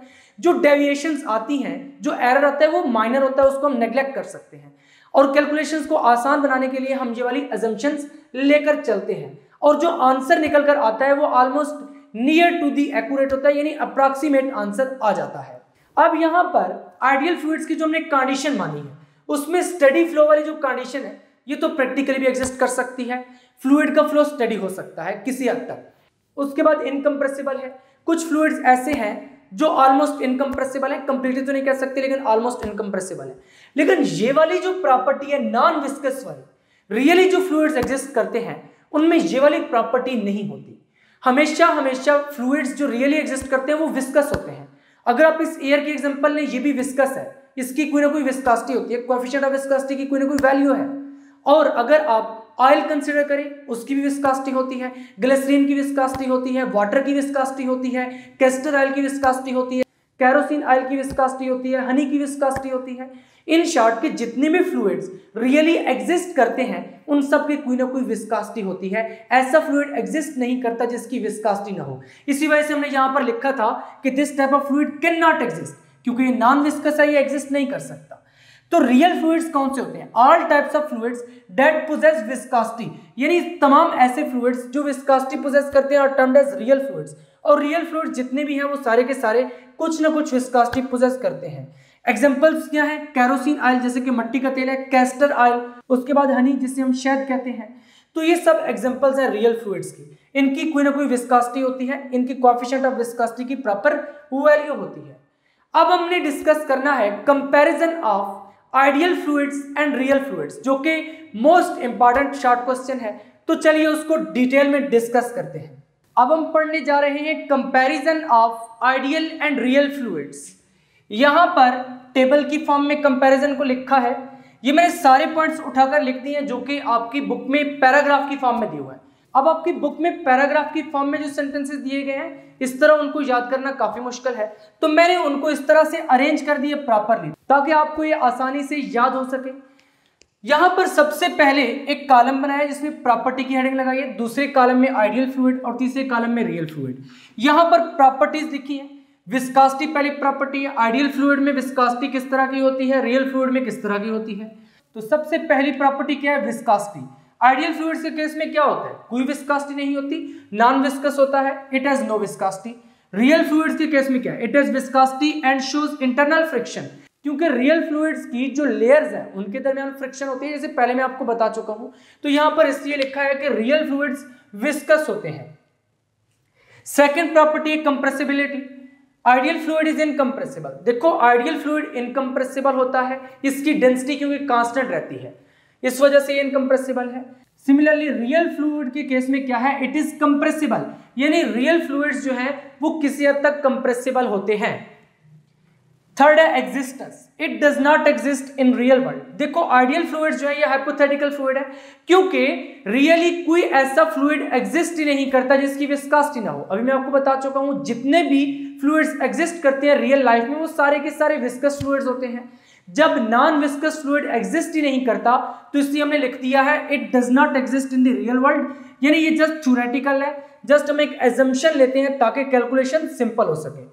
इसके साथ ही रियल फ्लूइड में क्या होता है? It exist in real life, ये रियल लाइफ में एग्जिस्ट करते हैं, जैसे वाटर है, ऑयल है, हनी है, केरोसिन ऑयल है, कुकिंग ऑयल है, डिफरेंट एग्जांपल्स हैं इसकी, पेट्रोल, डीजल, ये सारे क्या है? रियल फ्लूइड्स हैं। फोर्थ प्रॉपर्टी है फ्लो, यानी आइडियल फ्लूइड्स का फ्लो पैटर्न किस तरह का होता है और रियल फ्लूइड का किस तरह से होता है। देखो आइडियल फ्लूइड्स का फ्लो पैटर्न किस तरह से होता है? स्टडी फ्लो होता है, परफेक्ट फ्लो होता है, इसलिए हमने लिखा है flow is study without any resistance, क्योंकि आइडियल फ्लूइड की लेयर्स के दरमियान कोई फ्रिक्शन नहीं होती और इनका फ्लो स्टडी फ्लो होता है। जबकि रियल फ्लूइड्स के केस में क्या होता है? Flow is resisted due to viscosity, यानी जो फ्लो है ये विस्कोसिटी की वजह से रेजिस्टेड होता है। जैसे ये हनी रियल फ्लूइड है, इसको जब मैं इस स्पून पर इस तरह से रखता हूं तो इस स्पून के साथ स्टिक हो गया, this is the resisted flow. लेकिन आइडियल फ्लूइड के केस में ऐसा नहीं होता, कोई रेजिस्टेंस नहीं होती फ्लो में। देखिए यहां पर इसका फ्लो रेजिस्टेड है, इसकी जो लेयर्स हैं उनके दरमियान क्या है? फ्रिक्शन है। जब फ्रिक्शन है तो फ्लो रेजिस्टेड है, इसलिए हमने लिख दिया flow is resisted due to viscosity, यानी ये विस्कस होते हैं इसकी वजह से इनका फ्लो क्या होता है? रेजिस्टेड फ्लो होता है। नेक्स्ट प्रॉपर्टी है opposing force. It faces no opposing force while flowing. देखिए आइडियल फ्लूइड में जब कोई विस्कोसिटी नहीं होती, और एक और बात याद रखें आइडियल फ्लूइड के जो मॉलिक्यूल्स होते हैं उनके दरमियान कोई कोहेसिव फोर्स भी नहीं होती। जब आइडियल फ्लूइड के मॉलिक्यूल्स के दरमियान कोहेसिव फोर्स नहीं होती और ना ही विस्कोसिटी होती है, तो हम ये कह सकते हैं कि उनका जो फ्लो है उसमें कोई अपोजिंग फोर्स नहीं होती। अपोजिंग फोर्स का क्या मतलब है? फ्रिक्शनल फोर्स, क्योंकि आइडियल फ्लूइड्स की लेयर के दरमियान कोई फ्रिक्शन नहीं होती, कोई विस्कोसिटी नहीं होती, इसलिए उनके फ्लो में कोई अपोजिंग फोर्स नहीं होती। इसकी बजाय रियल फ्लूइड के केस में क्या होता है? It faces frictional resistance while flowing due to viscosity. जैसे अभी मैं आपको बता चुका हूं, विस्कोसिटी की वजह से इसकी डिफरेंट लेयर्स के दरमियान क्या होती है? फ्रिक्शन होती है। सिक्स्थ है एनर्जी लॉस। आइडियल फ्लूइड के केस में क्या होता है? No energy loss during flow. देखो जब फ्रिक्शन नहीं है तो एनर्जी का लॉस किधर होना है? Ideal fluid. आइडियल का मतलब ये है कि एनर्जी का कोई लॉस नहीं होगा। रियल फ्लूइड्स के केस में क्या? Energy is lost due to friction between different layers, यानी रियल फ्लूइड की डिफरेंट लेयर्स के दरमियान फ्रिक्शन की वजह से वहां पर एनर्जी के कुछ लॉसेस होते हैं। याद रखिए टोटल एनर्जी फिर भी कंजर्व रहती है, जो काइनेटिक एनर्जी, पोटेंशियल एनर्जी, इनके लॉसेस होते हैं ड्यू टू फ्रिक्शन। इस वजह से हमने लिखा है कि यहां पर energy is lost due to friction between different layers. Seventh और लास्ट पॉइंट है surface tension. It is not subjected to surface tension ideal fluids के केस में, और रियल फ्लूइड के केस में क्या है? It is affected by surface tension. अब यहां पर हमें समझना पड़ेगा what is meant by surface tension. Surface tension क्या है इसके बारे में आपको कुछ बता देता हूं। यहां पर ये एक टेस्ट ट्यूब है, इसको आप देख रहे हैं, ये वाटर है।